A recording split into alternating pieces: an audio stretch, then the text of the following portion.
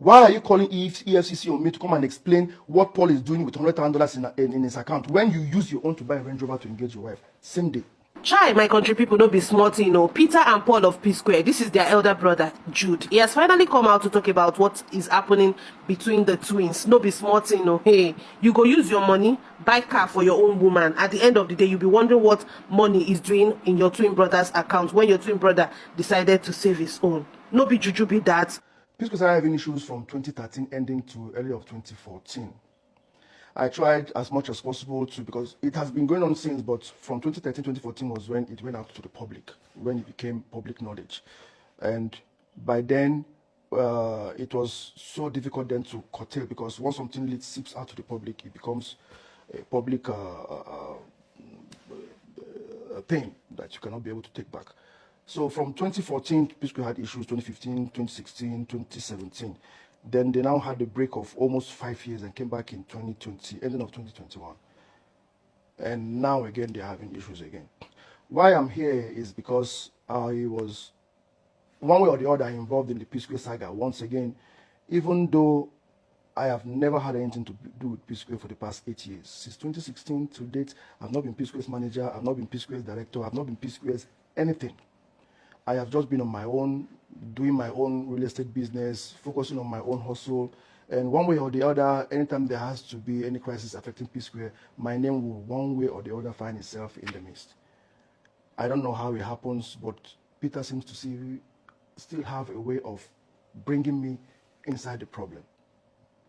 So let's start with the EFCC case.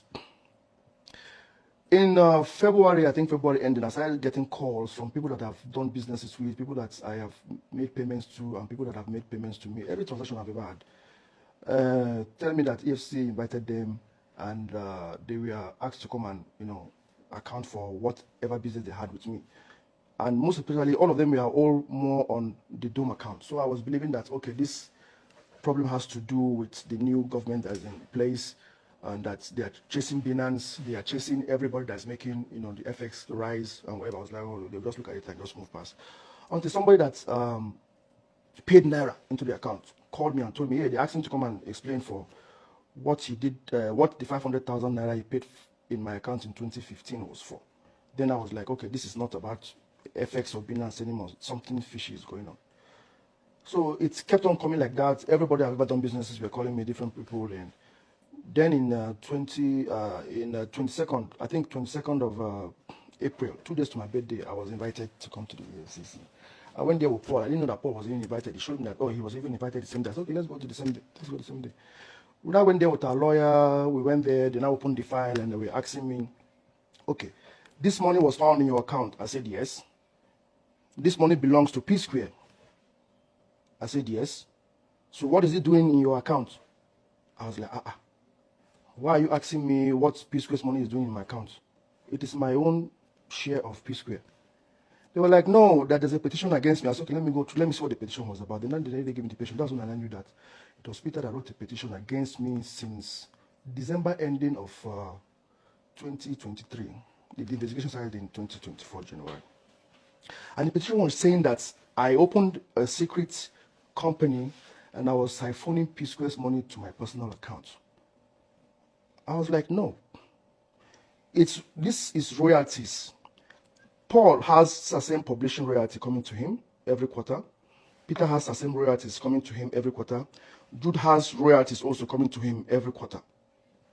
We have an agreement within the three of us that anything that has to do with Psquare proceeds goes 3 ways to the three of us. Peter gets his own, he shares with us. Paul gets his own, he shares with us. I get my own, I share with 2 of them. That's how it has been going. Until 2017, or rather, 2016, when Psquare had issues with fighting in the Festus Kelmo's office and all that, there was a split of Psquare. Peter stopped sharing. Paul came and gave me money. I was like, yo, I think you can keep your money because Peter has stopped sharing. So I think what is going to happen now is that everybody should start keeping what they get because Peter is incommunicado now. Nobody can reach him. So I think that's the best thing. The people was like, yeah, let's everybody keep what they get. And that's how it has been for over 4.5 to 5 years or thereabout till 2021 November when they came back together. And I did the noble thing, which was I returned the catalog back to the fold. so that the three of us can be sharing it equally as usual, which was what was expected of me to do. But surprisingly, they refused to return their own. As I'm speaking to you right now, they are still keeping the royalty publishing that they receive quarterly. Peter is still keeping his own to himself. Paul is still keeping his own to himself. The one I was keeping to myself, I have returned to the fold. The three of us are sharing since 2022, early 2022, something like that. That was my story to the EFCC. And they said, okay, but the two of them are Psquare. That Peter said that I was an unemployed graduate from Jos that didn't have any job, and they had when they had issues with their former manager, may so rest in peace, Bayo, that they now invited me to come and manage Psquare for them so I can be on salary. I told him no, that I was one that brought them to Lagos. That I was one that even made the group Psquare. They said, no, that was what Peter told them. I said, okay, that means when I'm coming tomorrow, I'm going to bring my CACs, I'm going to bring my MOUs, I'm going to bring every document that I had to prove that I am not just a bystander. I am part and parcel of Psquare. They said, okay, I should not blame them, that the only Psquare they know is just Peter and Paul on TV. I said, yeah, I know, I understand.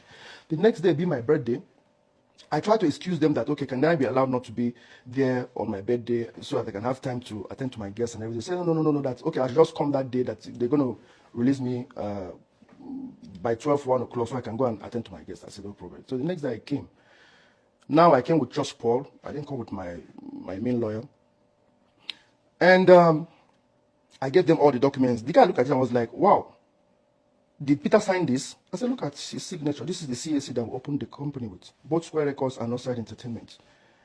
They were like, you are even more than Psquare. I was like, I don't understand what you mean. They said, look, you are entitled to 40% shares. Why they told them I'm entitled to 30%? I said, well, I'm not supposed to say it with my mouth. You can see. Then they said, okay, if that's the case, so I should come and prove. I should prove to them that we have an MOU, that we're supposed to be sharing it equally. I said, if the CSC is not enough, okay, we have an MOU. This is the MOU. The MOU clearly stated that the Psquare comprises of 3 entities: Peter, Paul, Jude. Every process of the Psquare goes 3 ways to Peter, Paul, Jude. Nobody has the right to take every Psquare song, catalog, video, likeness, image outside the benefit of Psquare. So, in a nutshell, I was able to establish that I am not a bystander, that I was Psquare, that I played my role in the Psquare situation. Long story short, they started asking me some questions that I felt very irritated about, even though I did not understand them, but now I do understand. They were asking me, okay, I built a mansion in Ikoyi. I said, yes. Where did I get the money from? Now it became, I've already explained to you what the money you said was petitioned against me in the account, what it was for, that this is my own money I was keeping from the royalty. Go and check Peter's own, you see his own in his account. Go and check Paul's own, you see his own in his account. Peter cannot come and say, Jude is stealing our money from us. You come and just look at the account and see Psquare's money and say, Peter said he's stealing his money, look at the money here. I said, no, check Peter's account, you see his own share there. Check Paul's account, you see his own there. Why are you just flashing the light on my own alone? So,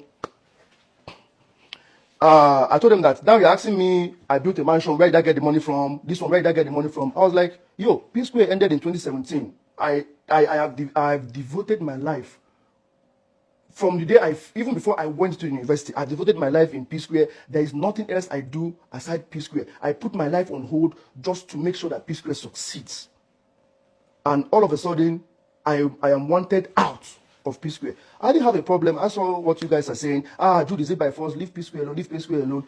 I understand that the fans are more interested in what their favorites want, not what the truth is or what is the right thing to do. And by 2016, I decided to say, okay, no problem. If this is what they wanted, I needed to step down. Let me step down. Let me step away. I stepped away. Psquare ended. I had another thing to do. I sold my house in America. I sold my house here. I put all my resources that I had together to go and build that. I even borrowed money from few colleagues and friends to get that project finished. So why are you asking me where? So they now said, okay, sir, I'm not cooperating. No problem. I should go and get it shorted. I'm going to be detained and here and there and there. Okay. It happened that I was taken to the booking section. They removed my wristwatch. They bagged my wristwatch, my shoes, and everything. Took off my, jewelry and my wallet and everything. And I was about to be sent in when somebody else now came and said, okay, that I should wait a bit. Then after like 30 minutes, then I came back and said, okay, that the boss wants me to come and to come out and come back tomorrow morning. That's how I left. I think I left around midnight, close to midnight of that same birthday. Before I got home, all my guests have finished eating my food, my drinks, without me being present, and they've gone. But I think the ones that came and left understood what was going on, but they were close friends, so I didn't have anything to bother. So it was still kept, hush hush that period.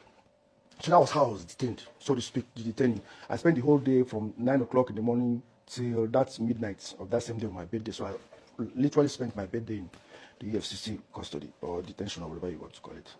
So, and I came back, I was like, okay, seriously, what is the meaning of this? Somebody is sending a petition against me that I siphoned money.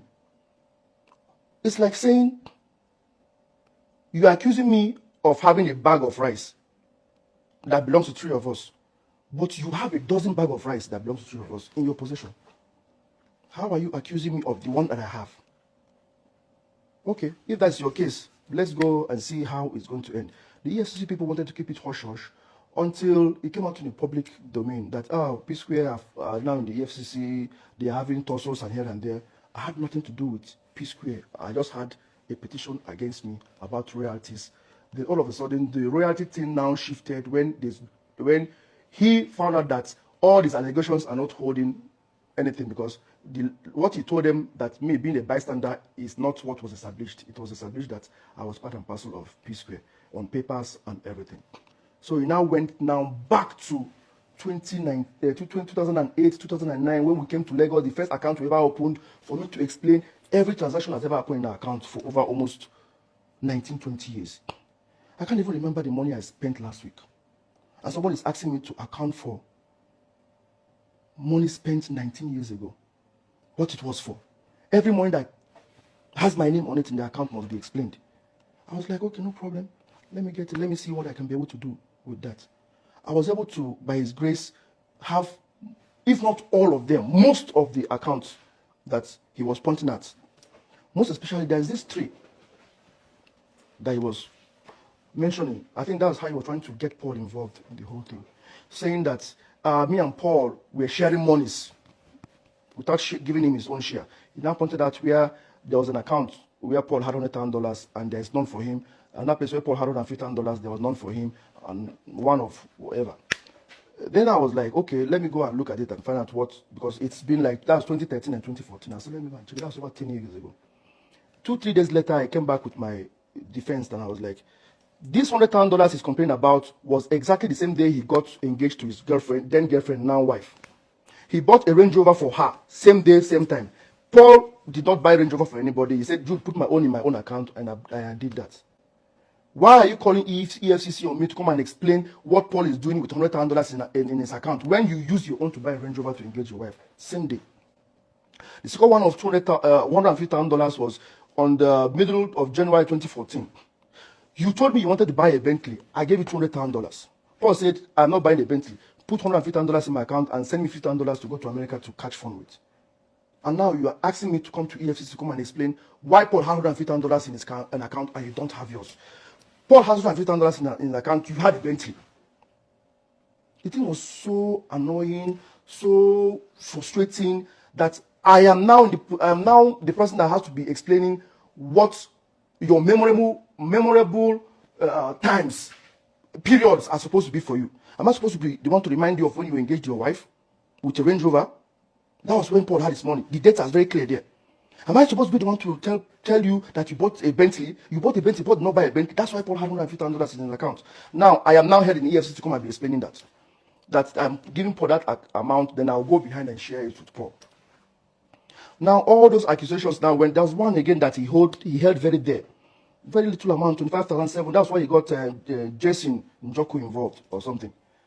That there's when money got into our account, 25,700 and something $1,000, that me and Paul within 4 hours or whatever came and split the money in half. Yeah, it was true. I saw it. And I was wondering, why would 25,000 something get into our account and me and Paul will share the money into 2 immediately? Then I was like, okay, let me go and investigate. And I went back and I checked. And lo and behold, there's an email that Peter wrote to Iroko, telling them that they should split the money into 3 and send him his own, because Psquare is having issues and he doesn't want the money to be put in our general account. Jesse now wrote an email saying, okay, gentlemen, after discussing individually with the three of you, this is how the money is going to be shared. Jude plus Paul, $25,750. Peter, $12,850. Peter's money was sent to him directly. Jude plus Paul's money was now sent to Northside Entertainment account, which he now saw in the account and picked it out and said, this is the evidence that Peter, Jude, and Paul are sharing money behind his back. This happened in 2016. And EFCC is holding me, asking me, interrogating me on that to explain. What am I trying to say? Everything about this EFCC thing is just mind-boggling and crazy.